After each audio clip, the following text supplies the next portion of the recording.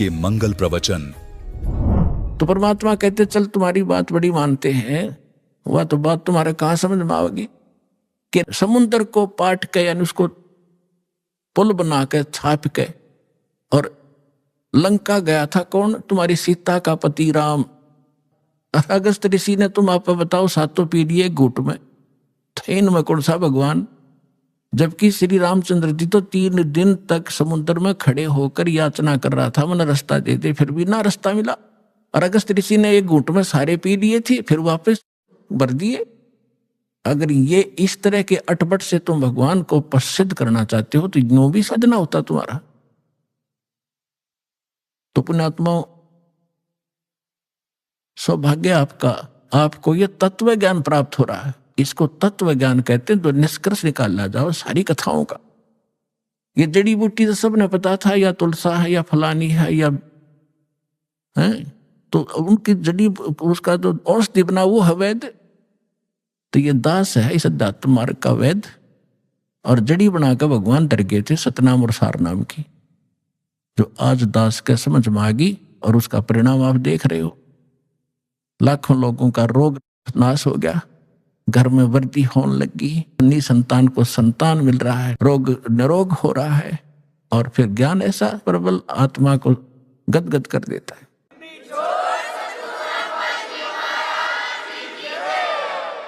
अपने आत्मा धर्मदास जी को परमात्मा ने तो थोड़े उदाहरण दिए थे दास ने, क्योंकि वो तो भगवान थे, अपने बारे में कहे तो ना समझ में आओ। इसीलिए एक गुरु की, एक दास की आवश्यकता होती है जो आत्मा और परमात्मा का मिलन करवावे। तो ये दास है इस विश्व में परमात्मा से मिलाने वाला, सच्चा ज्ञान बताने वाला और काल के बंध से छुड़वाने वाला।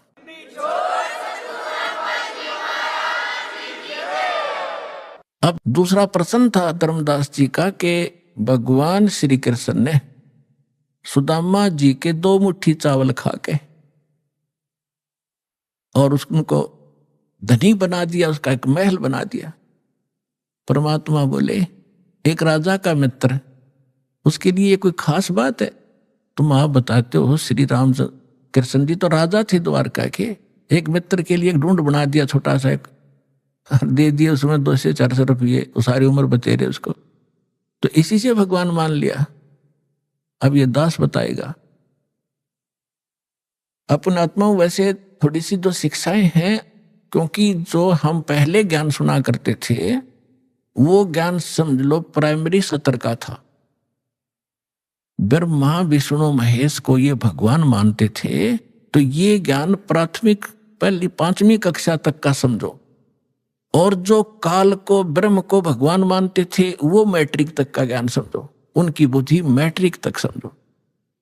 लेकिन विधि ठीक ना होने से और वैसे उनको मान लेने से, वो ज्ञान होने से भी कोई लाभ नहीं था। अब जैसे हम कथा सुना करते सुदामा और कृष्ण जी की,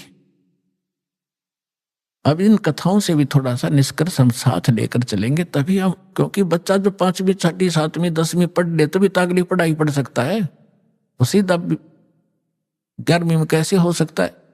तो वो पढ़ाई पहले आपको पढ़ाकर आगे चलेंगे। श्री कृष्ण जी बालकपन में और सुदामा जी एक ही पाठशाला में पढ़ा करते थे, और सुदामा ब्राह्मण थे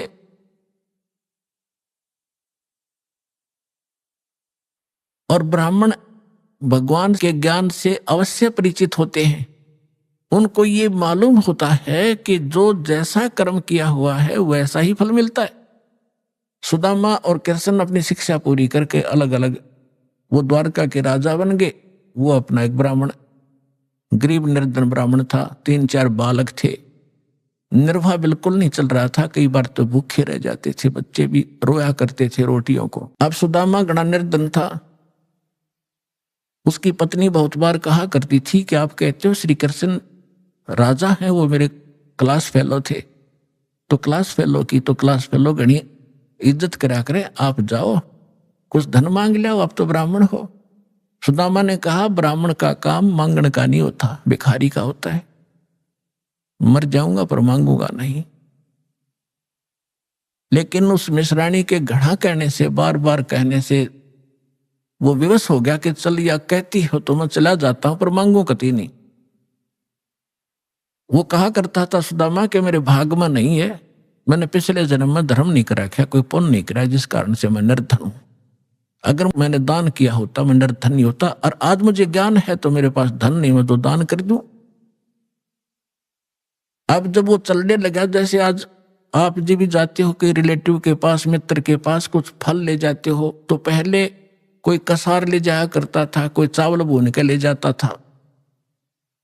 तो ऐसे वो कुछ चावल बांध दिए अकेले, और तो हमारे पास कुछ है नहीं, अपने मित्र के पास यही ले जा। और फटे पुराने कपड़े जैसा भी है वो वहां चले गए। अब श्री कृष्ण जी ने उसकी हालत देखी, पूछा कि आओ मित्र, बहुत दिनों में मिले और क्या हाल है परिवार का। तो श्री सुदामा जी ने कहा, जी ठाठ है, भगवान की दया से कोई कमी नहीं किसी वस्तु की। लेकिन वो तो समझ गए थे, जिसी बालक थोड़े थे श्री कृष्ण जी, 3 लोग के मालिक हैं, वो समझ गए कि तो दुखी गणा हो रहा है। 7 दिन रखा वहीं पर कि बैठो, नहाओ धो, रोटी खाओ, अपने हाथों उनके शरण दोहे मित्र के। अब 7 दिन के अंदर विश्वकर्मा को बुलाकर वहां महल बना दिया, पीछे थे, धन दे दिया, एक मेरे मित्र के पास भेज दो और उसको आजीवन धन दे दो।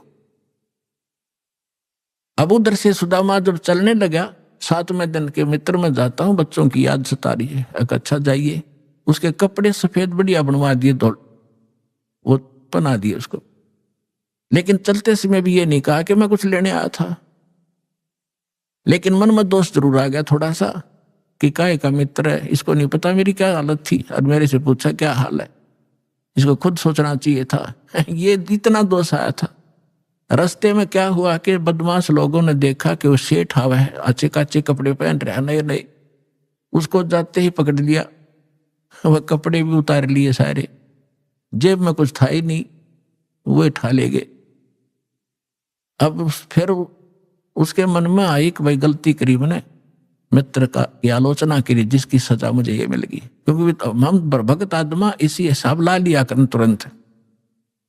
तो अब लंबी कहानी ना कहूं, दास उसने आकर देखा कि महल बना है, बड़ा खुश हुआ, लेकिन मांगा नहीं। इसको ब्राह्मण कहते हैं।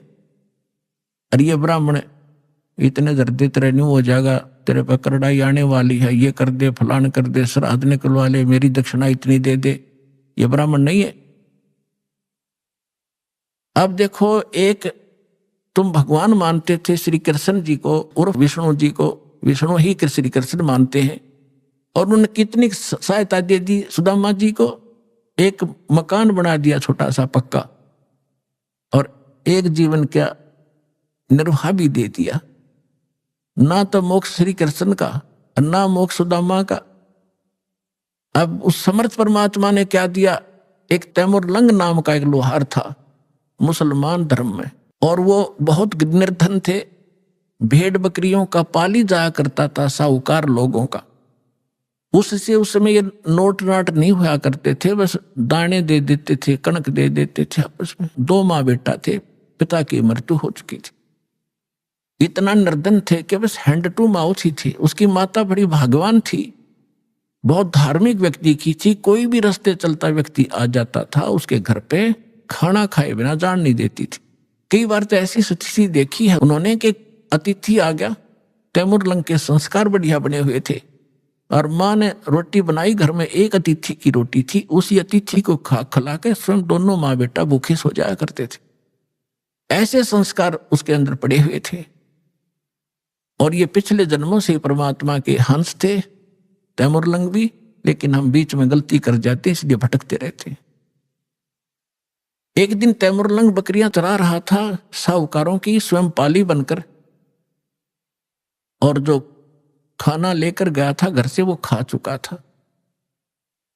अब परमात्मा उसी समय जिंदा महात्मा का रूप बनाकर उस पाली के पास पहुंच गए। तैमुरलंग के पास वृक्ष के नीचे बैठा था, बकरियां चर रही थी, कुछ वृक्षों के नीचे बैठी थी। तो तैमुरलंग ने कहा कि महात्मा, संस्कार थे माँ के कि कोई भी अतिथि मिल जाए बेटा, भोजन की अवश्य प्रार्थना करना।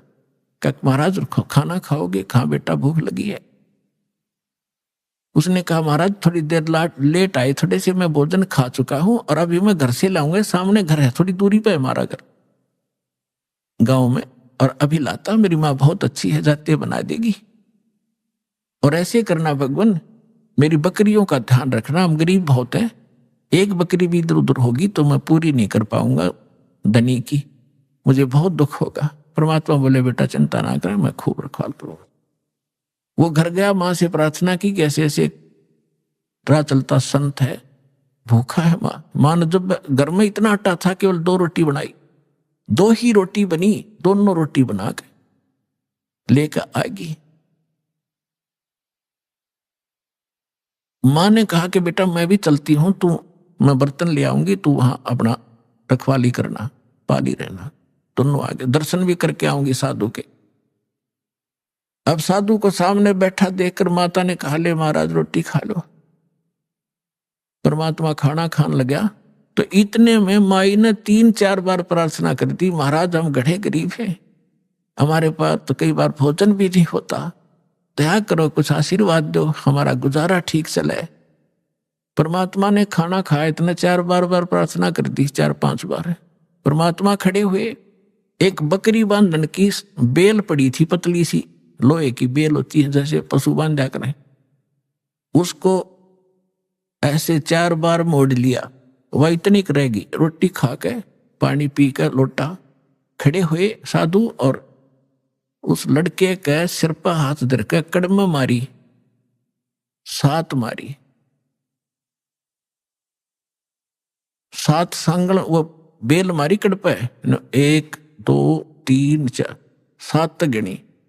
माई ने सोचा बाबा जी मेंटल है और मैंने घना छेड़छाड़ दिया, जो दुखी हो गया, बेटे को कूटने लग गया। तो माई ने पूछा महाराज मेरे बेटे ने कोई गलती कर दी? अक नहीं माता, तेरे बेटे को 7 पीढ़ी का राज दे दिया मैंने, 7 पीढ़ी का राज बख्श दिया है, और उसके बाद तेरा राज टुकड़ों में बट जाएगा। माई ने सोची बाबा सचमुच मेंटल है, फिर मारी थी बच्चे का 5-4 मुक्के, 1-2 लात मारी कि ये लात मुक्के इसलिए मारे हैं, फिर तुम्हारे टुकड़ा में राज बट जाएगा। तैमूर लंग से लेकर औरंगजेब तक दिल्ली की राजधानी पर, राजगद्दी पर तैमूर लंग के वंशजों ने 7 पीढ़ी ने राज किया। औरंगजेब के बाद ये टुकड़ों में बट गया था, इतिहास गवाह है।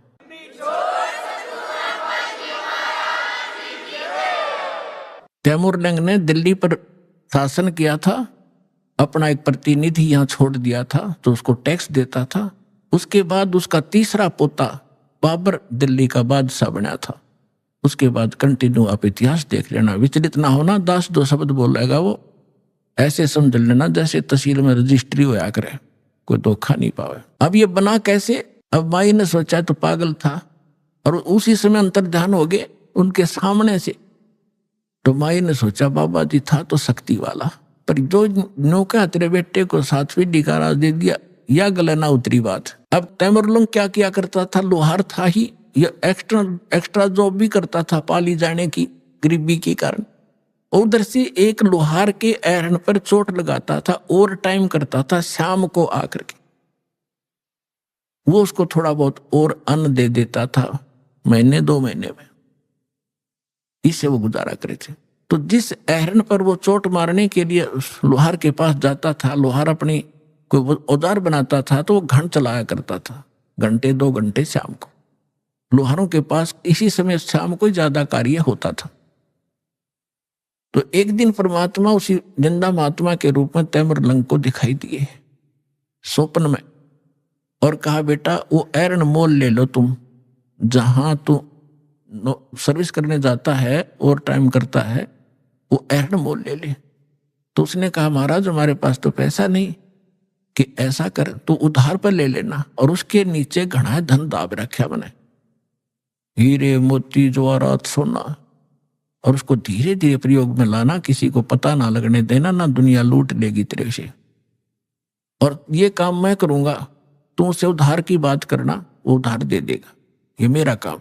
परमात्मा जब सौदा बनाता है दोनों तरफ खड़े हो जाते हैं, उधर से उस लोहार के मन में प्रेरणा प्रबल कर दी कि ये स्थान थोड़ा है मेरे लिए, बाहर मेरा एक और प्लाट है बढ़िया, यदि इसको कोई ले ले मोल तो मैं इसने बेच दूं, मैं वहां बना लूं, एरन डाल लूं। प्रबल प्रेरणा। उधर से जाके सुबह उठा, उसने अपनी माँ से बताया कि माता ऐसे ऐसे मैंने गुरु वो महाराज जी दिखे थे, वो जो जंगल में मिले थे, रोटी खाई थी, मेरे सांकल मारी थी, बेल मारी थी। उसकी माँ बोली बेटा दिखे मुझे भी थे स्वप्न में आज ही, पर मैं कुछ शब्द समझ नहीं पाई वो कहे क्या रहे थे। सैमुरलिंग बोला मैं बताता हूं, मेरे याद है, उन्हें ऐसे ऐसे बता। तो कहने लगी बेटा महात्मा तो शक्ति वाले थे, हमें एकदम अंतर ध्यान हो गए थे, पर वो पैसा तो है नहीं बेटा, लेंगे कैसे हम उसको। तो उन्होंने समाधान बताया है कि आप उधार कर की बात करो। माँ बोली देख ले बेटा ट्राई करके। तो उसने जाके तैमुरलंग ने कहा कि भाई मैं एक अर्ज करता हूं आपसे, ये मैं भी गुजारा कर लूं, मैं भी लोहार हूं, आप भी लोहार हो, और मुझे एरन दे दो ये। वो बोला पैसे कब देगा तू? एरन वाला बोला कि अभी तो है नहीं, मैं कुमा के दे दूंगा। पक्की बात? पक्की, 1 साल में दे देना। हाँ 1 साल में दे दो। अब पे कवा दी परमात्मा ने।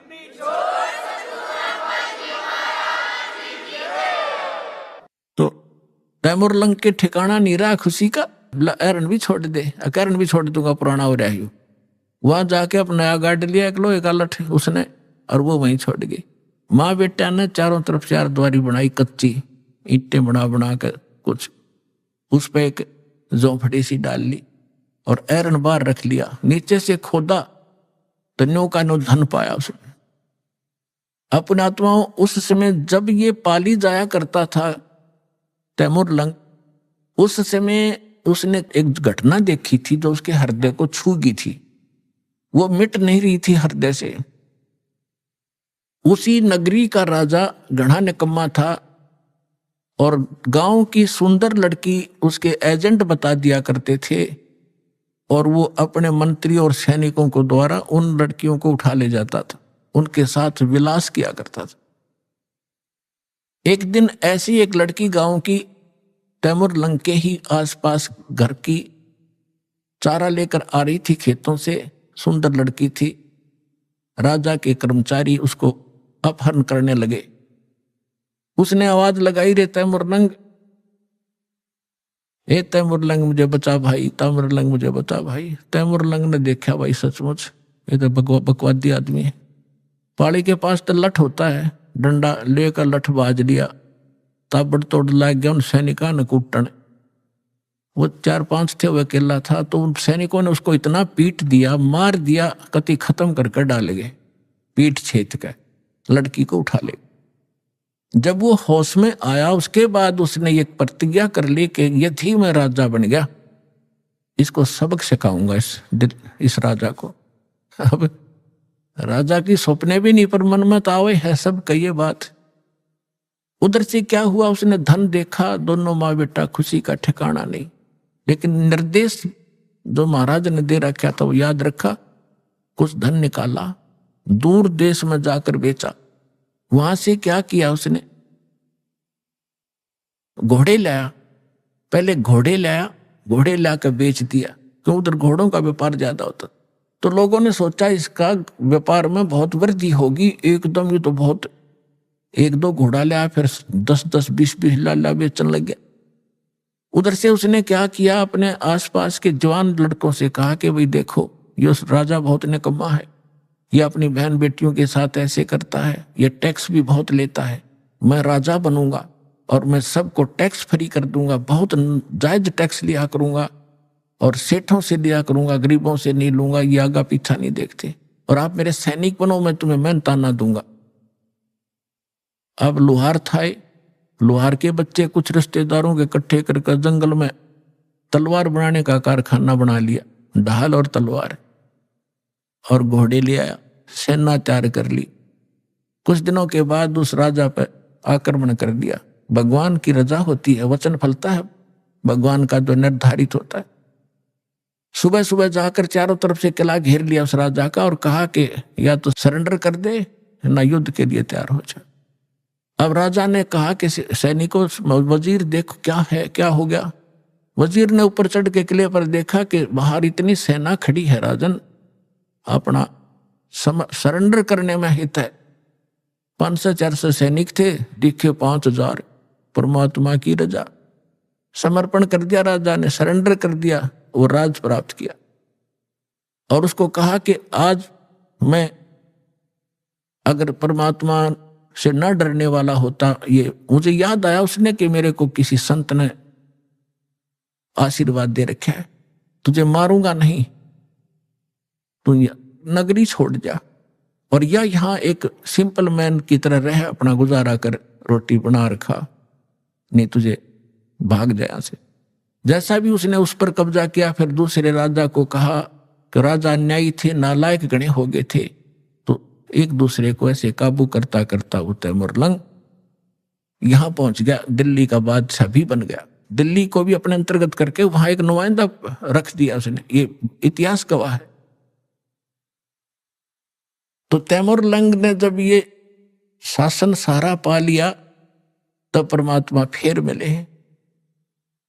ऐसे शिकार में वो गया हुआ था, कहने लगा रे निकम्मी आत्मा।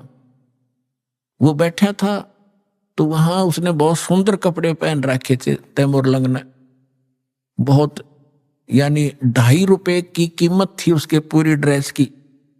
उस समय के 2.5 और आज के 25,000, ये समझ लो। तो परमात्मा वहां खड़े थे, उनका वहां खाना खुना सैनिकों का हो रहा था, शिकार के लिए राजा गया हुआ था, वहां बैठा था। तो आके परमात्मा भी किसी अन्य रूप में वहां खड़े हो गए। तो कहने लगे राजा आपकी क्या कीमत है। एक सामने एक व्यक्ति खड़ा होकर कह रहा है कि आपकी क्या कीमत है, कि आप ही बता दो मेरी क्या कीमत है। कि तेरी कीमत है 2.5 रुपये। राजा बोला गलत बोल रहा है, 2.5 रुपये का तो मेरा ही ड्रेस है, बोला इससे इसकी कीमत है, तो ते कानने का भी को नहीं। निकम्मी आत्मा, तेरे को इसलिए ये राज्य दिया था कि कर्म फोड़ अपने। परमात्मा ने वो रूप बना लिया जो वो दिन भूल गया, तू एक बकरी चराता फिरता था, गिड़गिड़ा रहे थे, आज भूल गया भगवान को, चरणा में पड़ गया। उसी समय अपने बेटे पोतों को देकर राज और लेकर दीक्षा और फिर से भक्ति शुरू करी। तो पुण्यात्माओं, सुदामा को एक ढूंढ बना दिया, एक छोटा सा मकान वो दे दिया, 1 साल एक जीवन का गुजारा, तो क्या अमर हो गया वो। 7 पीढ़ी का राज दे दिया कबीर साहब ने, एक रोटी खा के, और फिर मोक्ष दिया उस प्राणी को। ये न्यारी ताकत है कबीर भगवान की। बोलो सतगुरुदेव।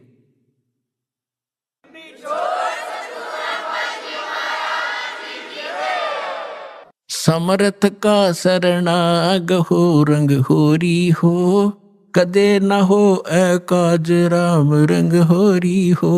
कि ऐसे समर्थ की शरण प्राप्त करो, यहां रहोगे तो जब तक मौत से रहोगे कोई आपत्ति नहीं आने देगा, यदि मर्यादा में रहे। और सतलोक जाओगे सदा का सुख हो जाएगा। बोलो सतगुरुदेव।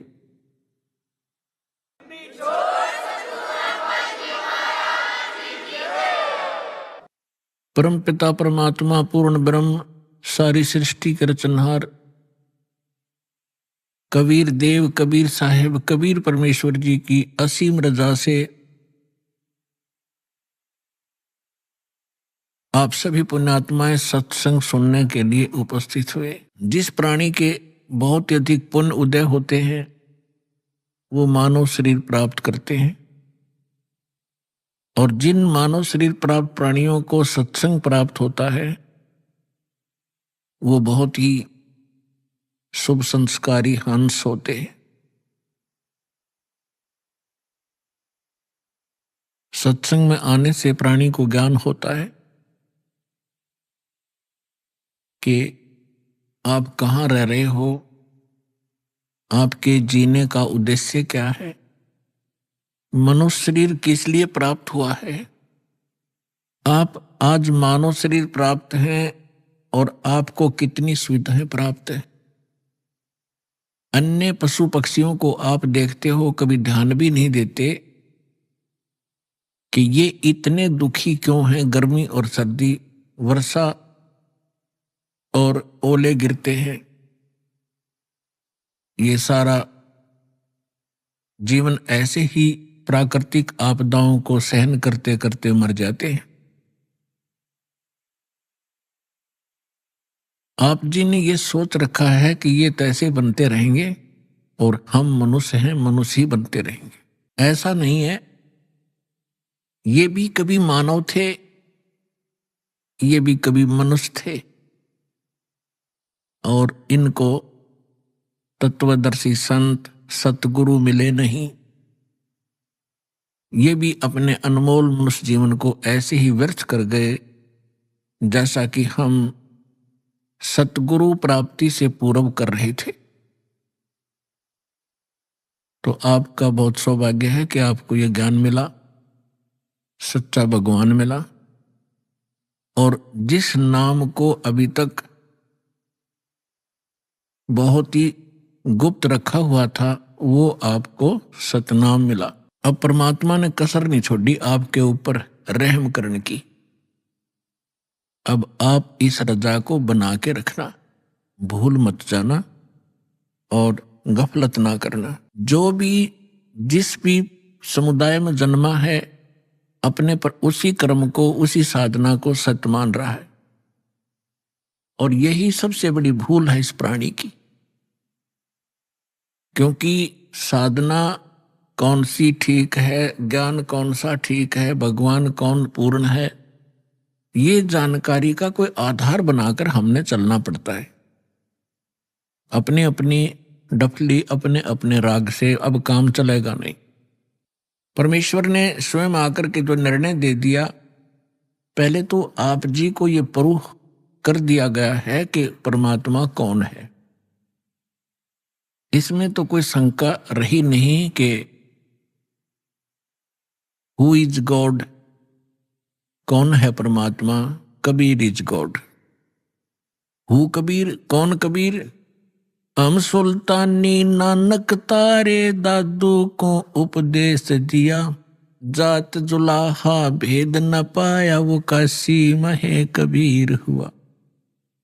अनंत कोटि ब्रह्मांड का एक रति नहीं भारे, सतगुरु पुरुष कबीर हैं ये कुल के सिरजनहार। ये भी बता दिया उन महापुरुषों ने जिनको भगवान मिले कि काशी के अंदर जो धानक रूप में, दुल्हे रूप में रहा करते थे, जिसको हम एक कवि माना करते थे, वो पूर्ण परमात्मा है। वो अनंत कोटि ब्रह्मांड के सृजनहार हैं, सबके पालक हैं, और वो हमारे सबके पिता है। नानक साहब जी कहते हैं, फाई सूरत मलुकी वेश ए ठगवाड़ा ठगी देश, खरासियाना भोता भार। ये धानक रूप रहा करता। ये 24 नंबर पृष्ठ श्री गुरु ग्रंथ साहिब में लिखा है, अंकित है। अभी आपने सुने संत रामपाल जी महाराज के मंगल प्रवचन। आइए अब सुनते हैं संत रामपाल जी महाराज से नाम दीक्षा लेकर सतभक्ति करके अद्भुत लाभ प्राप्त करने वाले अनुयायी के विचार। दर्शकों, यह कहानी अल्मोड़ा जिले के सूरत सिंह जी की है, जिन्होंने 43 साल हंसादेश पंथ में बिताने के बाद संत रामपाल जी महाराज से नाम दीक्षा ली और अपने जीवन में अद्भुत बदलाव